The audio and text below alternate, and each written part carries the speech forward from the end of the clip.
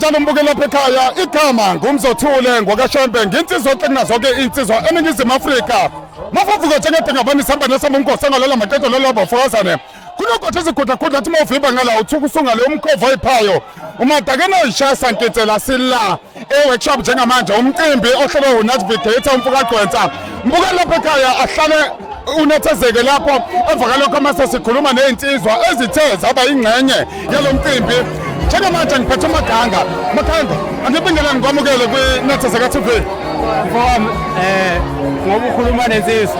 Mina umfowami ashisindi ngudlungudu kodwa sebeyikhundizo ihlono nyobethu yofana imfowami agaba emisika mahali. Kanti mina ngiyisilwane ehlala ehlathini esidla amatshe uqoqomakokoni kani eselungisa phambili imuvungise emuva ngiyaphambili. Angibingelele ngane wethu uMaganga lo. Mteke baba yabona mawuzitsho kanje vele kukhomba ukuthi uqhamuke emakhaya akutshane umbukeli lapha ekhaya ekutheni ukuthi insizwa iqhamukapi izifike endimini yomculo ifika kanjani. uMaganga insizwa lapha KwaCeza kodwa ngokumculo siyibiza ngoMaganga ngoba siyiqembu sibabili neyinsizwa yakithi kwaMlotshwa ekhaya olundu KwaCeza. So sakhetha ukuzetha ngesithakazelo ngoba sike sangakuthanda ukufana nakwabantu amagama manje abacula sekisha afana.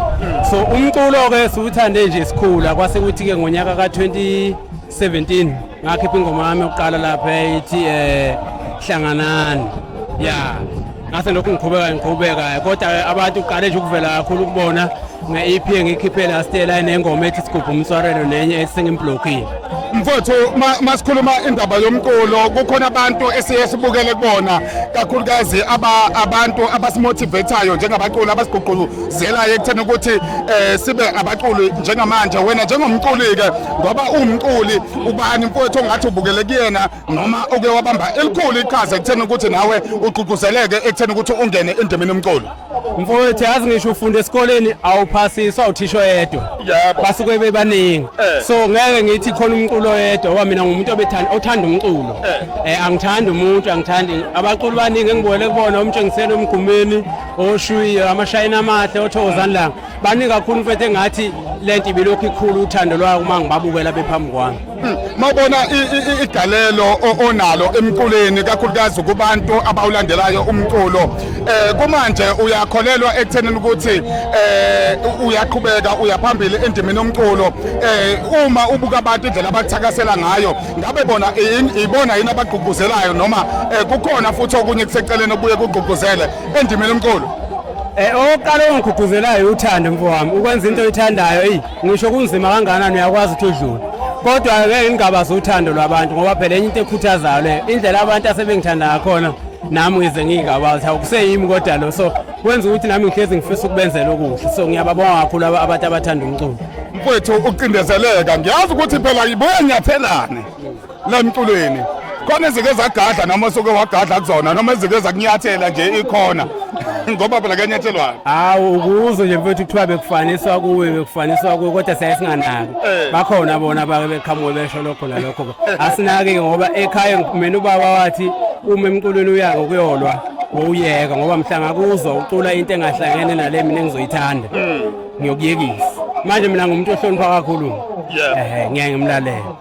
Abantu abanothando lomculo wakho bawuthola kanjani nomuntu nje oqalayo ukubona njengamanje ethi hey lensizwa ngisafuna ukuyizwa ixoxelayo iqweqwe lithini olikhiphile njengamanje abantu bahubhe kanjani ezinkundleni zokuxhumana ukuze bekwazi ukuthi besondele beze kuwena.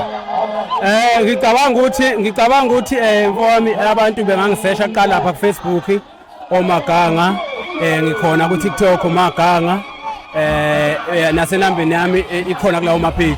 Umculo wethu uyatholakala kakhulu enkundleni za online la esithola khona. Lezinsizwa nje lezi la inginazo ibona sezila emva kwakho insizwa kuyizona ezisichasile kakhulu ngokusigqokisa iqembu lethu igqoko eswayimini ngoFafric ngoba uyibona ngesezimla emva kwakho sihamba nami.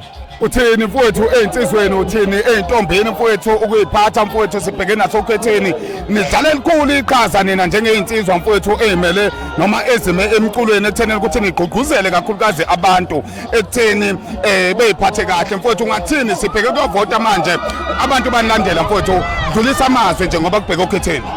Ngathi abantu ngicela ukuthi ngokhetho nje beyiphathe kahle bafethu bengalimazani ebese bevota kahle. Ngiyaphinda lokho ngicela ukuthi umuntu avote ayicabangele yena.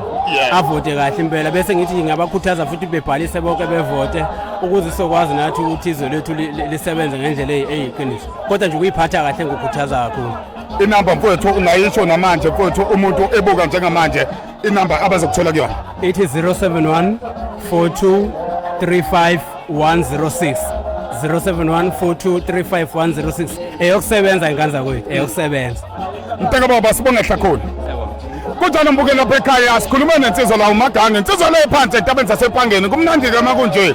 Kumvuka enhliziyo emashumshuma ake siqhubeke nohlelo saya phambili sawubheka ukuthi sithola abantu njengamanje.